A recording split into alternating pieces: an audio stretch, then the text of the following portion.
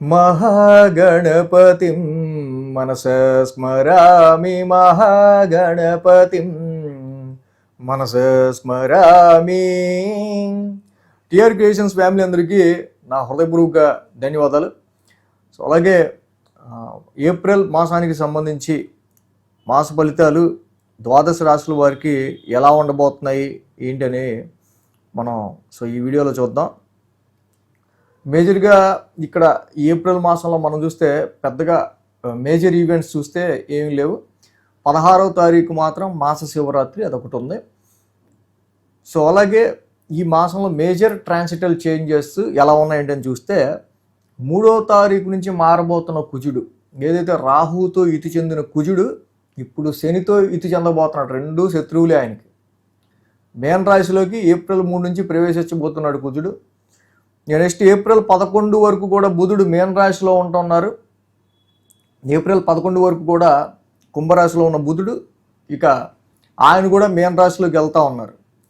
April 14 వరకు కూడా రవి ఇక్కడ మనం చూస్తే కనుక ఆయన మేన రాశిలో ఉంటా తర్వాత తన ఉచ్చక్షేత్రం ఏప్రిల్ 14 నుంచి మేషరాశి రవి యొక్క ఉచ్చక్షేత్రంలోకి ఆయన గోచారం మొదలు పెట్టబోతున్నారు.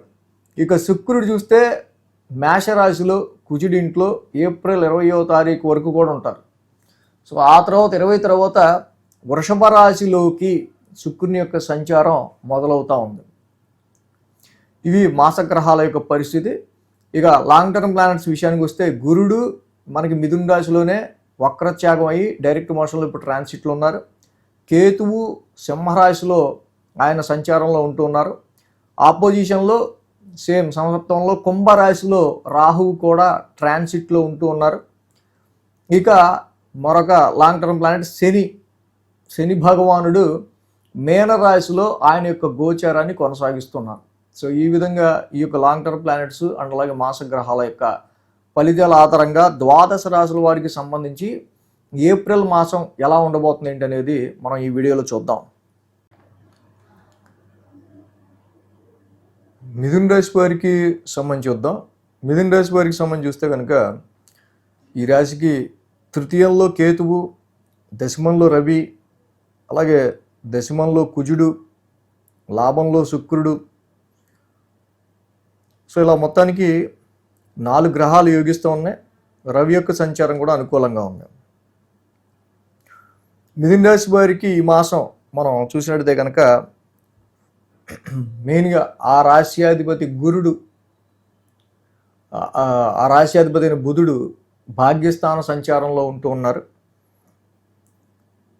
సో ఈ రాశి వాళ్ళకి మెయిన్గా చాలా వరకు కూడా గత మాసం హెక్టిక్ ఎక్స్పెన్సెస్ కావచ్చు, ఫ్యామిలీ ప్రాబ్లమ్స్ కావచ్చు, అదృష్టానికి సంబంధించిన విషయాల్లో చేతి దాకా వచ్చింది అందకపోవటం లాంటి కొన్ని సిచ్యువేషన్స్ని ఎదుర్కోవటం.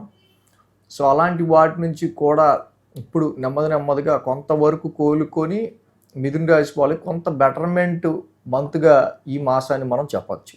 ఎందుకంటే రాశిలో ఉన్న గురుడు కూడా రెట్రోగ్రేషన్ కంప్లీట్ చేసి ఆయన కూడా ఫార్వర్డ్ మోషన్లోకి వచ్చి ఉన్నారు. కానీ ఇక్కడ 11వ తారీఖు వరకు కూడా బుధుడి యొక్క కుంభరాశి సంచారం భాగ్యస్థానంలో రాహుతో కలిసి ఉంది. సమ్ లాంగ్ జర్నీస్ కావచ్చు, కొన్ని విషయాల్లో డెసిషన్ మేకింగ్ సరిగ్గా తీసుకోలేకపోవటం, సరిగ్గా చేసుకోలేకపోవటం కావచ్చు, ఇలాంటి సిచ్యువేషన్స్ మనకు కనిపిస్తూ ఉన్నాయి.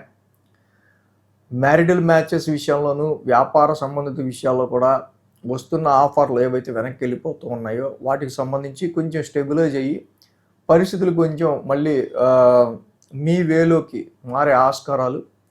సో ఇక్కడ తప్పకుండా ఇక్కడి నుంచి వచ్చే మ్యాచెస్ కావచ్చు, వ్యాపార సంబంధిత విషయాలు కావచ్చు, కొంచెం మీకు ఫేవరబుల్గా మారే ఆస్కారాలు మనకు కనిపిస్తూ ఉన్నాయి. అలాగే ఈ రాశి వారికి ముఖ్యంగా ఈ మాసం మొదటి నుంచి కూడా కుజుడి యొక్క దశమ స్థాన సంచారం మొదలవుతూ ఉంది. ఆల్రెడీ రవి కూడా అక్కడే ఉన్నారు.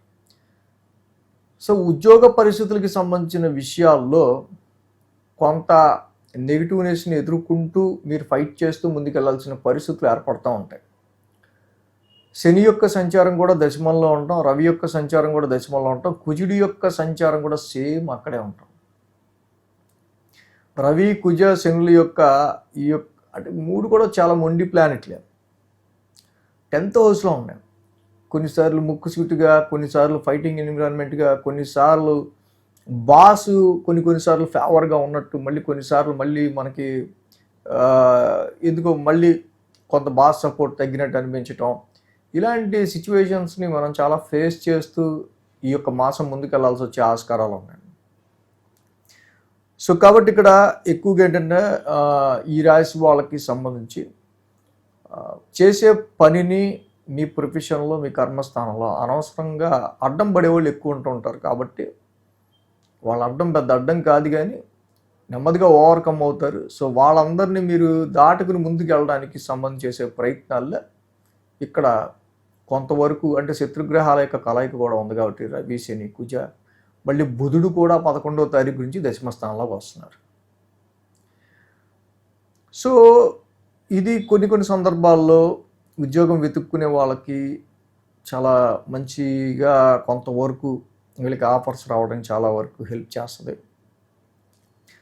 అలాగే ఇక్కడ ప్రొఫెషనల్ హౌస్లోనే ఇన్ని గ్రహాల యొక్క కలయిక కొంతవరకు అంటే ప్రొఫెషన్లో కొంతమందికి మనకు సపోర్ట్ చేసేవాళ్ళు ఉంటారు, కొంతమంది మనం అపోజ్ చేసేవాళ్ళు కూడా ఉంటారు. సో ఇలాంటి మిక్స్డ్ కాంబినేషన్ మనం ఎదుర్కొని ముందుకు వెళ్ళాల్సి వచ్చే పరిస్థితులు ఇక్కడ 11వ తారీఖు నుంచి కూడా ఎక్కువ కనిపిస్తూ ఉన్నాయి.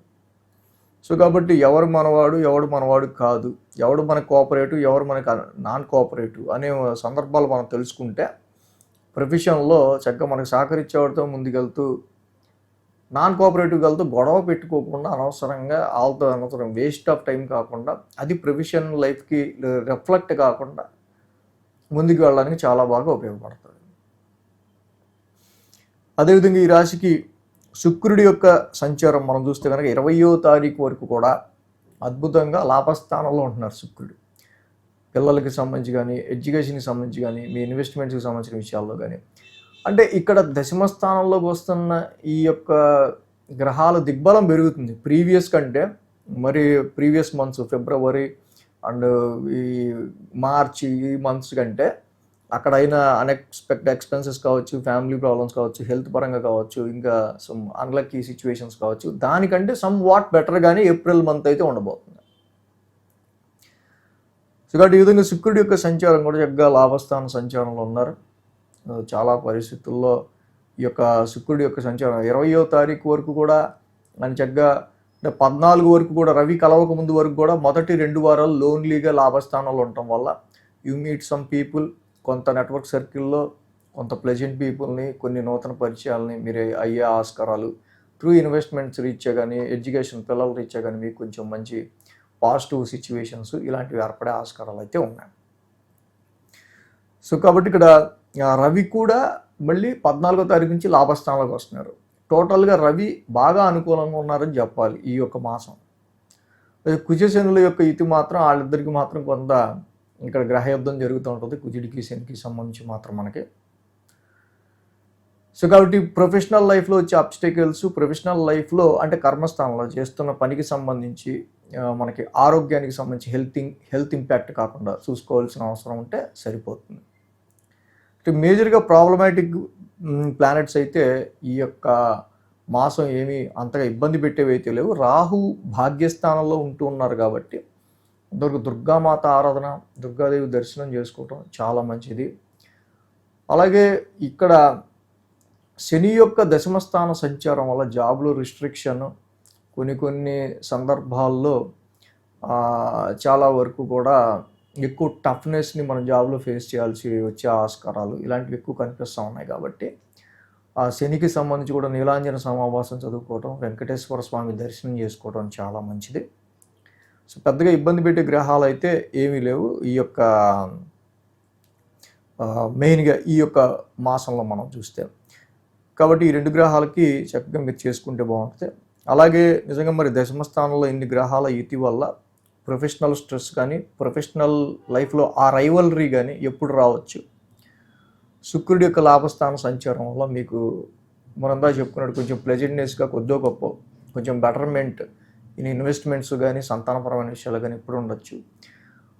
సో రాశిలో గురుడు వల్ల మీకు బెటర్ ఆఫర్స్ కానీ, మ్యారిటల్ మ్యాచెస్లో కానీ, ఎడ్యుకేషన్ పరంగా కానీ కొన్ని సందర్భాల్లో మీకు పాజిటివ్ రిజల్ట్స్ ఎప్పుడు ఉండొచ్చు. మనం వీక్లీ మనం ఫాలో అవుతూ ఉంటే ఇవి మీకు ఇంకా బాగా తెలుస్తుంది. సో వీక్లీ కూడా ఫాలో అయితే ఇంకా మంచిది. So thanks for watching TR creations. ధన్యవాదాలు. ఈ వీడియో కనుక మీకు నచ్చినట్లయితే లైక్ చేయండి, షేర్ చేయండి.